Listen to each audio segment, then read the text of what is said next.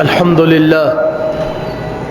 لله نحمده ونستعينه ونستغفره ونعوذ بالله من شرور أنفسنا وسيئات أعمالنا من يهده الله فلا مضل له ومن يضلله فلا هادي له وأشهد أن لا إله إلا الله وحده لا شريك له وأشهد أن محمدا عبده ورسوله صلى الله عليه وسلم اللهم صل على محمد وعلى آل محمد كما صليت على إبراهيم وعلى آل إبراهيم إنك حميد مجيد اللهم بارك على محمد وعلى آل محمد كما باركت على إبراهيم وعلى آل إبراهيم إنك حميد مجيد أعوذ بالله من الشيطان الرجيم من حمزه ونفخه ونفسه بسم الله الرحمن الرحيم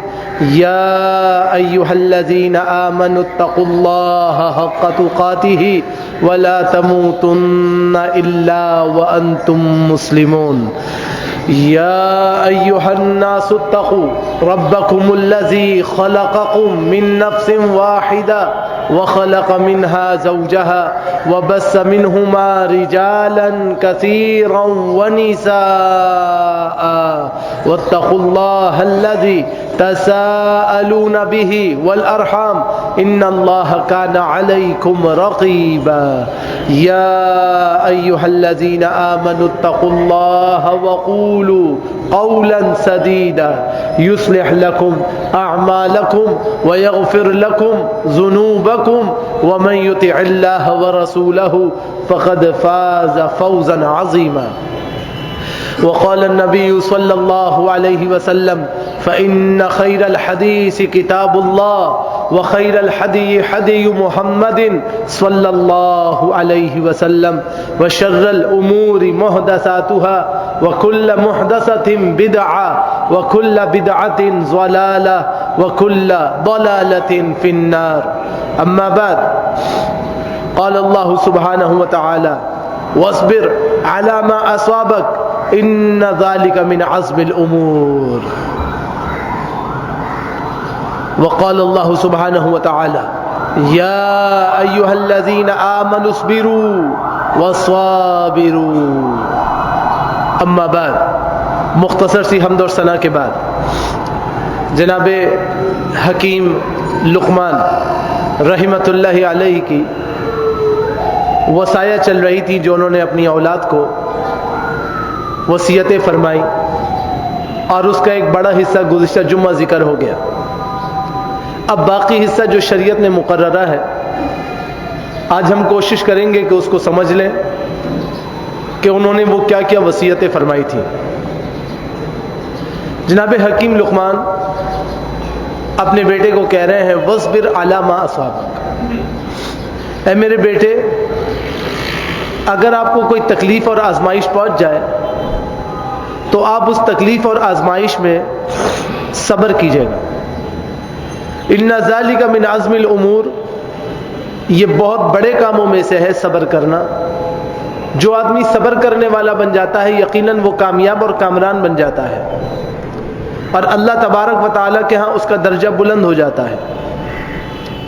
اس کے بعد اللہ تبارک و تعالیٰ سورۃ آل عمران آیت نمبر 200 میں فرماتا ہے یا ایھا الذین آمنوا اصبروا وصابروا، اے ایمان والو اللہ تم کو یہ حکم دیتا ہے کہ تم صبر کرو، وصابروا، اور جب دشمن سے ملاقات ہو تو اپنی جگہوں پہ ڈٹے رہو، جمے رہو، اس جگہ کو بالکل خالی نہ چھوڑو کہ جہاں اللہ کے دشمنوں سے تمہارا مقابلہ ہو جائے. اسی لیے ایک اور جگہ فرمایا انما یوفی الصابرون اجرهم بغیر حساب، سورہ زمر آیت نمبر 10 ہے. فرمایا کہ صبر کرنے والوں کو ان کا پورا پورا اجر بغیر حساب کتاب کے دیا جائے گا.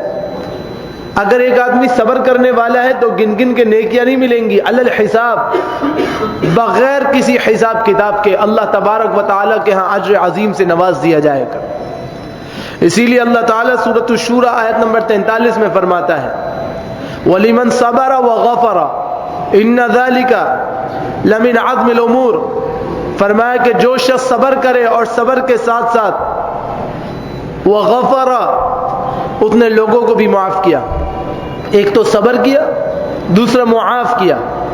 تو یاد رکھو ان ذالک، بے شک یہ تمام باتیں لمن عزم الامور، البتہ بڑے ہمت والے کاموں میں سے ہے. یہاں غفرہ بمانے بخشش کے نہیں ہے، بمانے عفاف کے ہے، معاف کرنے کے ہے. کہ جس شخص نے صبر کیا اور لوگوں کو معاف کرتا کیا. معاف کرنے سے مراد کیا ہے؟ یہ نہیں ہے کہ بس سب کی بوجھوں کو اپنے اوپر لادے جا رہا ہے. معاف کرنے کا معنی یہ ہے کہ اپنا معاملہ اللہ کے سپرد کرے جا رہا ہے. دنیا کے معاملات کو اللہ کے حوالے کرتا ہے کہ اے اللہ انہوں نے میرے ساتھ کیا، میں اپنا معاملہ آپ کے حوالے کرتا ہوں. اے اللہ انہوں نے زیادتی کی، میں آپ کے حوالے کرتا ہوں. اے اللہ انہوں نے ایسے کیا، میں آپ کے حوالے کرتا ہوں. دنیا میں اپنی زبانوں کو بند کر لے اور اپنے آپ کو اللہ سبحانہ و تعالیٰ کے حوالے کر لے. تو فرمایا وَلِمَنْ صَبَرَ وَغَفَرَ، جس نے صبر کیا اور صبر کرنے کے ساتھ ساتھ لوگوں کو معاف بھی کر دیا، تو یہ بڑے ہمت کے کاموں میں سے ہے اور اللہ سبحانہ و تعالیٰ کے ہاں بڑی شان والے کاموں میں سے ہے. اسی لیے امام الانبیاء محمد الرسول اللہ صلی اللہ علیہ وسلم ارشاد فرما رہے ہیں، صحیح بخاری کتاب الزکوٰۃ کی روایت ہے، صحیح مسلم کے اندر بھی موجود ہے. فرمایا وَمَن يَتَصَبَّرْ يُصَبِّرْهُ اللَّهُ مَا عُطِيَ أَحَدٌ عَطَاءً خَيْرًا وَأَوْسَعَ مِنَ الصَّبْرِ. فرمایا یاد رکھو کہ جو صبر کا دامن پکڑتا ہے اسے صبر کی توفیق دے دی جاتی ہے. ایک آدمی کہے کہ میں صابر بن جاؤں تو ایسے کوئی صابر نہیں بنے گا. اپنے نام کے آگے صابر لکھ لے تو اس سے کوئی صابر نہیں بنے گا. جو شخص اللہ سے صبر کرنے کی توفیق مانگے گا اللہ تبارک و تعالیٰ کے ہاں وہ کامیاب اور کامران ہوگا اور اسے توفیق مل جائے گی.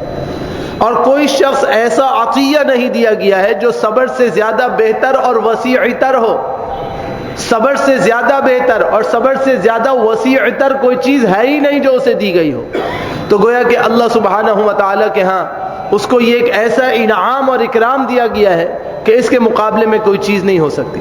اسی لیے جناب ابو یحییٰ صہیب ابن سنان رضی اللہ تعالیٰ عنہ روایت کرتے تھے کہ رسول اللہ صلی اللہ علیہ وسلم فرماتے ہیں، صحیح مسلم کی روایت ہے، عجبا لامر المؤمن ان امرہ کلہ لہ خیر وليس ذلك لأحد الا لمؤمن ان اصابته سراء شکر فكان خيرا له وان اصابته ضراء صبر فكان خيرا له.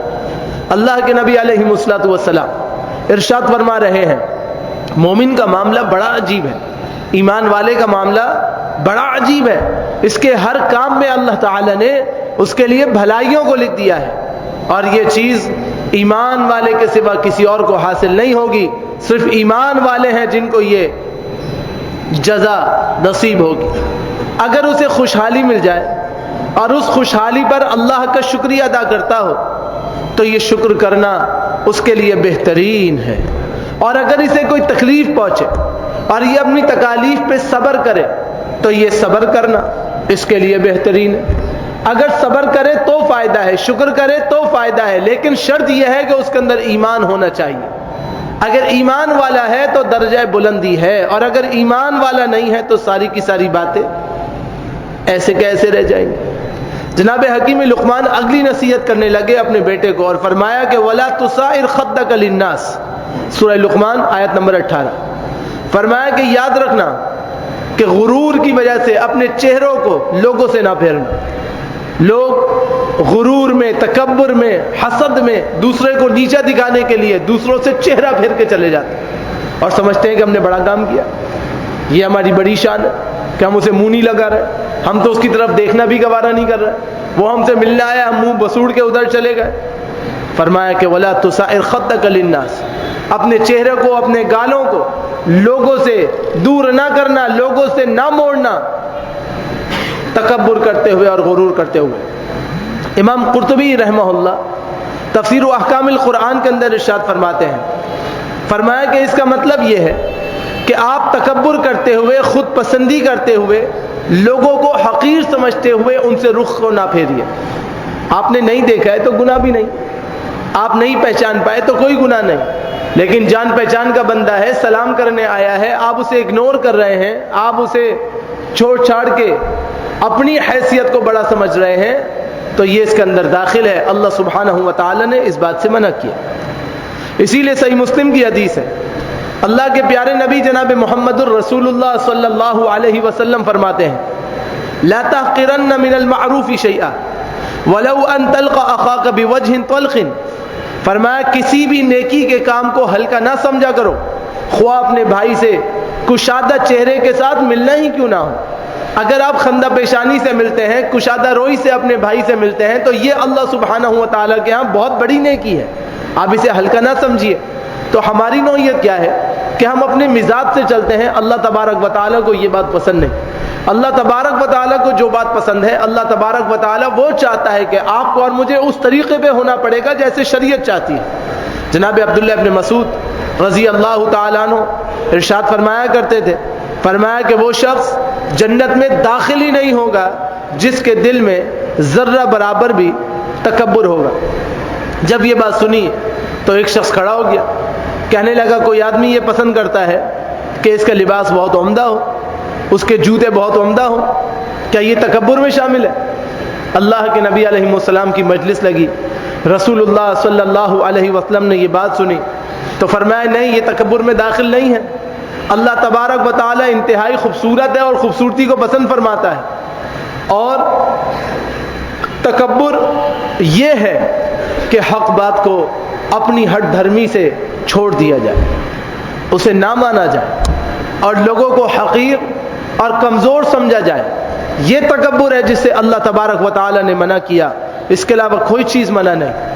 تو اگر کوئی عمدہ پوشاک پہنتا ہے, عمدہ لباس پہنتا ہے, عمدہ جوتا پہنتا ہے, عمدہ ٹوپی امامہ رومال پہنتا ہے, عمدہ گھڑی پہنتا ہے, عمدہ انگوٹھی پہنتا ہے, الغرض یہ کہ کوئی بھی چیز ذاتی استعمال کی عمدہ استعمال کرتا ہے, تو یہ تکبر نہیں.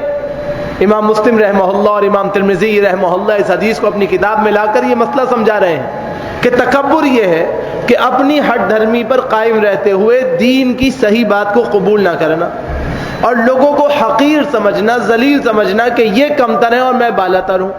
تو سب سے بالا تر اور اونچی ذات اللہ تبارک و تعالی کی ہے, اس کے سوا کوئی بالا تر نہیں ہو سکتا. پھر جناب حکیم لقمان اپنے بیٹے کو وصیت کرنے لگے, وَلَا تَمْشِ فِي الْأَرْضِ مَرَحًا ان اللہ لا يحب كل مختال فخور. فرمایا میرے بیٹے, سورہ لقمان آیت نمبر 18, ولا تمشی فی الارض مراحا, زمین پہ اکڑ کر نہ چلا کرے, کیونکہ اللہ تعالی کسی متکبر اور فخر کرنے والے کو پسند نہیں کرتا. یا جناب حکیم نے اپنے بیٹے کو نصیحت فرما کے یہ بات کہی کہ سینہ تان کے, گردن اکڑا کر اور آنکھیں چڑھا کر اپنے آپ کو اس طرح سے چلانا کہ جیسے کہ آپ پتہ نہیں بہت بڑی چیز آ رہے ہیں, یہ بات مناسب ہی نہیں. اللہ کے پیارے نبی جناب محمد الرسول اللہ صلی اللہ علیہ وسلم کا مبارک عمل صحیحین میں اور شمائل میں ملتا ہے. شمائل یعنی شمائل ترمذی ہے, اس میں لکھا ہے کہ جناب رسول اللہ صلی اللہ علیہ وسلم جب چلتے تھے تو لگتا تھا کسی اونچی جگہ سے نیچے اتر رہے ہو. اس طرح گردن جھکا کے عاجزی کے ساتھ چلتے تھے, پاؤں ٹکا ٹکا کے آرام آرام سے چلتے تھے, سینہ تان کے, گردن تان کے, ایسے چلنا کہ جیسے پتہ نہیں یہ آدمی بہت ہی زبردست قسم کی شخصیت کا متحمل ہے. تو یہ بات نہ تو مناسب ہے اور نہ ہی اس کو صحیح سمجھا گیا ہے, اس سے بچنے کا حکم ہے. اسی لیے جناب ابو ہریرہ رضی اللہ تعالیٰ عنہ حدیث کے راوی ہیں, فرماتے ہیں کہ اللہ کے پیارے نبی جناب محمد الرسول اللہ صلی اللہ علیہ وسلم فرماتے تھے, بینما رجل یمشی فی حلہ تعجبہ نفسہ مرجل جمہ اذا خسف اللہ بہ فہو یتجلجل الی یوم القیامہ. صحیح بخاری کتاب اللباس کی صحیح حدیث ہے. فرمایا کہ بنی اسرائیل میں ایک شخص تھا, ایک عمدہ جبہ پہن کر, بالوں میں زبردست قسم کی کنگھی کر کے, تکبر کے ساتھ اکڑ کر چل رہا تھا. تو اللہ رب العالمین کو اس کو یہ چلنا ناگوار لگا. جب اللہ تبارک و تعالیٰ اس سے خفا ہو گئے تو کیا ہوا, اللہ سبحانہ و تعالیٰ نے اسے اسی کیفیت میں زمین میں دھنسا دیا. وہ قیامت تک زمین میں دھنستا رہے گا, یہاں تک کہ قیامت کے دن جہنم کے منہ پہ آ کے گرے گا. یہ صحیح بخاری کے آخری والے الفاظ نہیں ہیں, یہ دوسری کتاب میں موجود. تو اب یہ کیا ہے کہ زندگی بھر ساری جب تک دنیا قائم ہے اس وقت تک یہ دھنستا جائے گا, دھنستا جائے گا, دھنستا جائے گا, یہاں تک کہ اس کے بعد بچنے کا کوئی فائدہ نہیں ہوگا. تو تکبر اللہ سبحانہ و تعالیٰ کو انتہائی ناپسندیدہ ہے. جب انسان تکبر سے نہیں بچتا ہے تو یقیناً اللہ سبحانہ و تعالیٰ کی رحمتوں میں وہ داخل نہیں ہو سکتا ہے، اور یقیناً وہ کامیاب اور کامران نہیں ہو سکتا ہے۔ سنن ترمذی اور مسند امام احمد کی حدیث ہے، عمرو بن شعیب اپنے والد سے اور وہ اپنے دادا سے روایت کرتے ہیں، کہتے ہیں کہ اللہ کے پیارے نبی جناب محمد الرسول اللہ صلی اللہ علیہ وسلم ارشاد فرمایا کرتے تھے، قیامت کے دن تکبر کرنے والوں کو چھوٹی چھوٹی چیونٹیوں کی طرح پیدا کیا جائے، ان کی شکل بظاہر انسانوں کی سی ہوگی مگر حقیقتاً ان کا جثہ چیونٹیوں کی طرح کر دیا جائے گا۔ یہ ہر طرف سے ذلت اٹھائیں گے، ہر طرف سے ان کے لیے مشکلیں کھڑی کر دی جائیں گی۔ اب جہنم کا ایک بدترین قید خانہ ہے جس کا نام بولس ہے، بولس، اس میں انہیں ڈال دیا جائے گا اور ان کے اوپر چاروں طرف سے آگ کو مسلط کر دیا جائے گا۔ کوئی بچنے کا، کوئی نجات کا ذریعہ ان کے پاس نہیں ہوگا۔ شدید ترین اکڑ کرنے والے اللہ کے ہاں انتہائی رسوا ہو جائیں گے اور اللہ کے ہاں انتہائی خیر سے محروم کر دیے جائیں گے۔ لہذا انسان کو خیال کرنا چاہیے کہ انسان کوئی ایسا عمل نہ کرے کہ جو اللہ تبارک و تعالیٰ کے ہاں اس کی پکڑ کا سبب بن جائے۔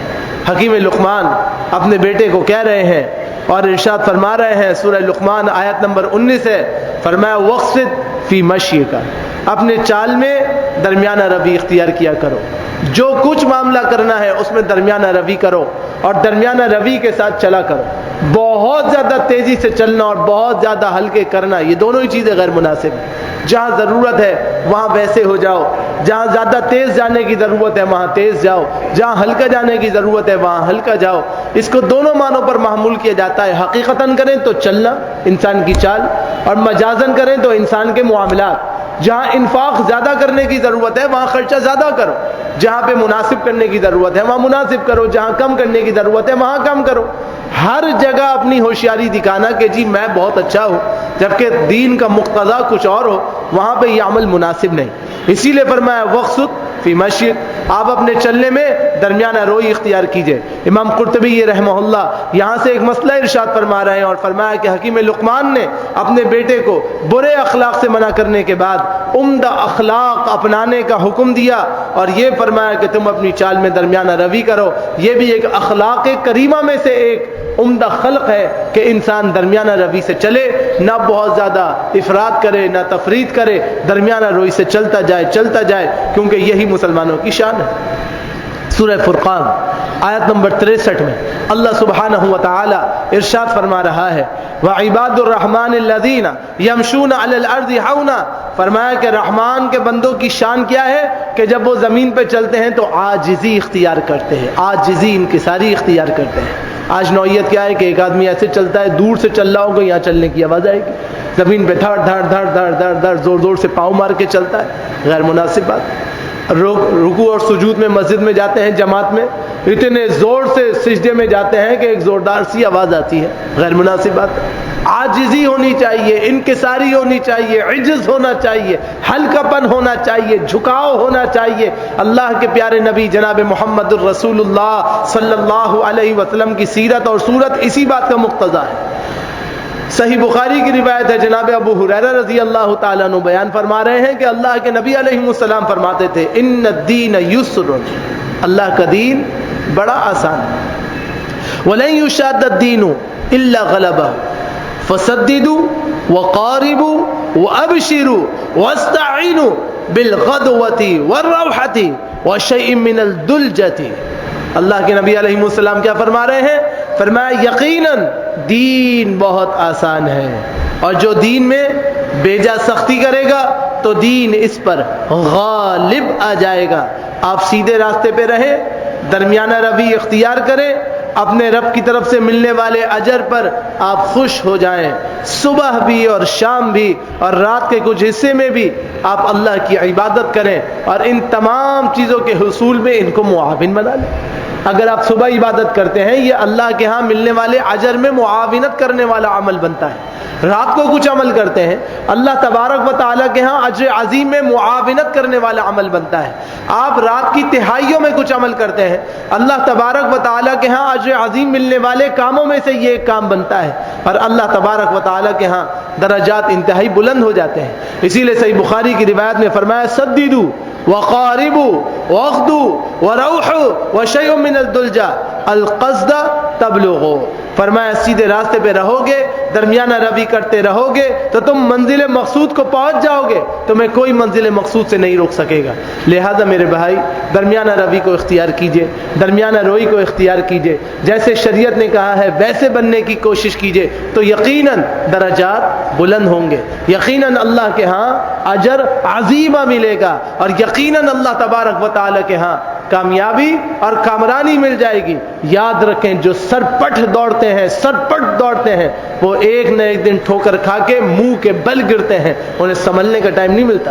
تو شریعت کہتی ہے کہ گرنے سے بچو, شریعت کہتی ہے اپنے آپ کا مذاق بنانے سے بچو, شریعت کہتی ہے جس طرح دین تمہیں کہتا ہے اس دین کے مطابق چلو تاکہ تم رہنما الہیہ حاصل کرنے میں کامیاب ہو جاؤ.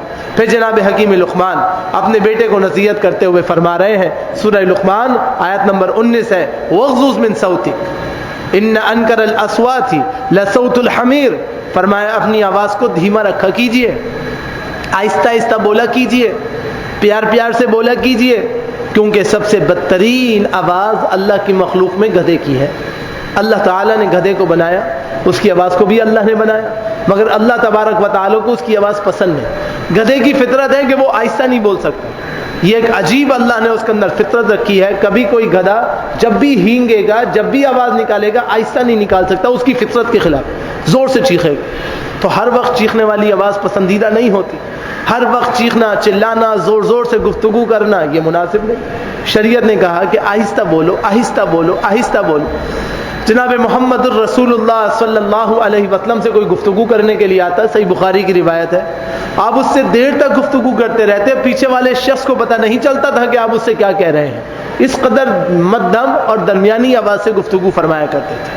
اور اسی طرح جب اپنی تقریر فرماتے تو فرمایا کہ اعلیٰ صوتہ, آپ کی آواز بلند ہو جاتی, صحیحین کی روایت ہے. اب آواز کا بلند ہو جانا ایک طرف نبی کی سنت ہے, دوسری طرف اللہ نے منع کیا ہے, تو اس کا مقتضی کیا ہے, اس کے اندر سے کیسے تطبیق کریں گے؟ تو تطبیق یوں ہے کہ آواز کا بلند کرنا یہ نہیں ہے کہ چیخنا چلانا شروع کر دے. آواز کا بلند یہ ہے اس طرح سے بولے کہ سامع کو, جو سننے والا ہے, اس کو واضح طور پہ سمجھ آئے. یہ ہے زور سے بولنا. زور سے بولنا یہ نہیں ہے کہ چھتیں پھاڑ دے, دیواریں پھاڑ دے, اسپیکر پھاڑ دے, یہ زور سے بولنا نہیں, یہ منع ہے. اس طرح چیخنا اور چلانا منع کیا گیا ہے کہ ایسے زور زور سے چیخ چیخ کر گفتگو کا انداز اختیار کرنا یہ غیر مناسب. رسول اللہ صلی اللہ علیہ وسلم ضرور گفتگو فرماتے تھے, ضرور زور سے بولتے تھے, مگر اس زور سے بولنے میں بھی ملائمیت تھی, نرم مزاجیت تھی. آپ کی آنکھیں چڑھ جاتی تھی اور آواز بلند ہو جاتی تھی, مگر ایسی آواز بلند ہوتی تھی کہ سننے والا سن کر سمجھ لیا کرتا تھا. یہ نہیں ہوتا تھا کہ جیسے آج کل ہوتا ہے کہ بڑی بہترین تقریر فرمانے والے ہیں, کیا کہا ہے یہ تو پتہ نہیں, لیکن تقریر بہت بہترین. یہ فضول اور عبث باتیں ہیں کہ جس سے انسان کی تقریر کا بھی محنت کا معاملہ ضائع ہوا اور سننے والوں کی سماعت بھی ضائع ہو گئی. شریعت اس بات کو پسندیدہ قرار نہیں دیتی. شریعت یہ کہتی ہے کہ آپ اس طرح سے بولیے کہ سامع کو سمجھ میں آئے اور وہ سن کر کوئی نفع اور فائدہ حاصل کرے. امام قرطبی رحمہ اللہ جامع احکام القرآن میں لکھتے ہیں کہ اللہ تبارک و تعالیٰ نے یہ بات کیوں کہی, ان انکر الاصوات لصوت الحمیر, تو اس سے مراد یہ ہے کہ بدترین, انتہائی وحشتناک آواز اللہ تعالیٰ کے ہاں اس مخلوق کی قرار دی گئی ہے جس کو اللہ نے گدھا کہا ہے. اب گدھے کی عادت یہ ہے کہ وہ منہ بھی پھاڑے گا, اسی لیے تشبیہ دی گئی کہ زور زور سے منہ کھول کے گفتگو کرنا, وہاں بیٹھے بات کر رہے ہیں یہاں تک آواز آ رہی ہے, زور زور سے چیخ چیخ کے بولنا, یہ سب باتیں دین کے خلاف اور یہ آداب شریعہ کے بھی خلاف ہے. شریعت ان آداب کو پسند نہیں کرتی. ایک آدمی کی عادت ہے, طبیعت ہے کہ وہ زور سے بولتا ہے, وہ آہستہ بولنے کی کوشش کرے. کوشش تو کرے، اپنی کوشش کر لے، باقی اللہ تبارک و تعالیٰ اسے توفیق دینے والا ہے، اس کے اوپر گناہ نہیں ہے، کیونکہ اس کی طبیعت اور فطرت یہ ہے کہ وہ زور سے بولتا ہے۔ انصار کے اندر ایک صحابی تھے جو اپنے علاقے کے خطیب تھے، اس دور میں اسپیکر وغیرہ تو ہوتے نہیں تھے، تو خطباء کی عادت تھی کہ زور سے بولا کرتے تھے۔ اللہ کے نبی علیہ السلام پر جب سورۃ الحجرات کی آیات اتاری گئیں کہ تم اپنی آوازوں کو اللہ کے نبی کی آوازوں سے بلند نہ کرو، تو یہ ڈر کے مارے گھر میں بند ہو گئے۔ چند دن تک رسول اللہ صلی اللہ علیہ وسلم سے ملنے ہی نہیں آئے۔ آپ نے پوچھا بھائی وہ تمہارے خطیب صاحب کا کیا ہوا؟ کہا جی وہ تو گھر میں بند ہو گئے۔ کہا کیوں؟ کہا اس لیے وہ کہتے ہیں کہ میری آواز تو بلند ہے، جب میں بولتا ہوں تو تیز بولتا ہوں۔ تو رسول اللہ صلی اللہ علیہ وسلم پر اللہ نے حکم اتار دیا ہے کہ کوئی بھی شخص رسول اللہ کی آواز سے بلند اپنی آواز کو نہ کرے، اس لیے مجھے خدشہ ہے کہ میں تباہ و برباد ہو جاؤں گا، تو میں اپنے گھر میں بند ہوگی۔ نبی صلی اللہ علیہ وسلم نے ان کو مدعو کیا اور ان کو سمجھایا کہ مسئلہ یہ نہیں ہے جو تم سمجھ رہے ہو، مسئلہ یہ ہے کہ جہاں ضرورت ہے وہاں زور سے کہو، جہاں ضرورت نہیں ہے وہاں مناسب آواز سے گفتگو کرو۔ شریعت کو یہ بات پسندیدہ ہے، شریعت کو یہ بات سمجھ میں آنی چاہیے۔ تو میرے بھائی، اللہ کے نبی علیہ السلام کی سنت کیا ہے؟ اللہ کے نبی علیہ السلام کی سنت یہ ہے کہ اس طرح بولتے تھے کہ صحابہ اکرام اس بات کو سن کر سمجھ لیا کرتے تھے اور یاد کر لیا کرتے تھے۔ قاف والقرآن المجید ایک ایسی صورت ہے جو متعدد صحابہ اکرام کو جمعے میں سن سن کے یاد ہو گئی ہے۔ اگر اس طرح گفتگو کرتے کہ سنائی نہ دے تو پھر کیسے عمل کرتے؟ تو رسول اللہ صلی اللہ علیہ وسلم کا عملاً مقتضا یہ ہے کہ گفتگو شائستہ اور سہل کرتے، اور گفتگو کا انداز ایسا ہوتا کہ لوگوں کو سمجھ میں آتی، اور وہاں تیز بولنے سے مراد یہ ہرگز نہیں کہ چیخم چلائی کی جائے، تاہم زور زور سے گلا پھاڑ کے تقریر کرنا یہ غیر مناسب عمل ہے، اور شریعت نے اس بات سے روکا ہے اور اس بات سے منع کیا ہے اور اس سے بدستور رکنے کا حکم دیا ہے۔ اس کے بعد فرمایا جناب حکیم لقمان نے، زید ابن زادہ یا زید ابن یا عثمان ابن زائدہ دونوں طرح سے آتا ہے، یہ جناب حکیم لقمان کی نصیحت کو ذکر کرتے ہیں اور کہتے ہیں انہوں نے یہ بات کہی تھی، بحیقی کی شعب الایمان میں موجود ہے، اور اس کے ثقہ راوی ہیں، اس کی سند کو بیان کرنے والے کہتے ہیں یا بنی لا تؤخر التوبہ فإن الموت یأتی بغتۃ، فرمایا میرے بیٹے یہ بات یاد رکھیے گا کہ اپنی توبہ کو مؤخر نہ کیجیے گا، یہ کبھی نہ سوچیے گا کہ میں آرام سے توبہ کر لوں گا، کیونکہ موت تو اچانک آ جاتی ہے، مہلت نہیں دیتی کسی کو کہ وہ توبہ کرے۔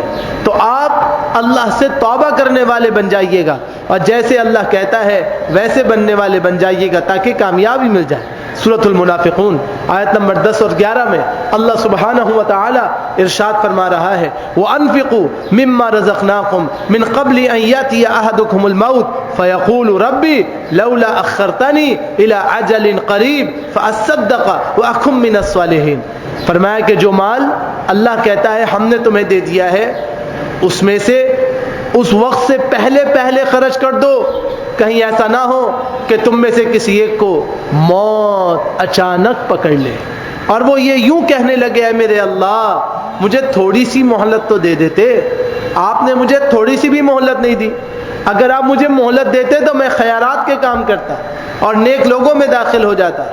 فرمایا وَلَن يُؤَخِّرَ اللَّهُ نَفْسًا إِذَا جَاءَ أَجَلُهَا وَاللَّهُ خَبِيرٌ بِمَا تَعْمَلُونَ، فرمایا کہ اللہ کی شان یہ ہے کہ جب کسی کی موت کا وقت آ جاتا ہے تو اللہ سبحانہ و تعالی سے ہرگز مہلت نہیں دیتا، اور جو کچھ تم کرتے ہو اللہ تبارک و تعالی ان باتوں سے باخبر ہے، اللہ کو سب کچھ پتا ہے، لہٰذا تعلیمات شریعہ کے موافق خود کو ڈھالو، موت کے آنے سے پہلے پہلے توبۃ النصوحہ کرو تاکہ کامیابی اور کامرانی مل جائے۔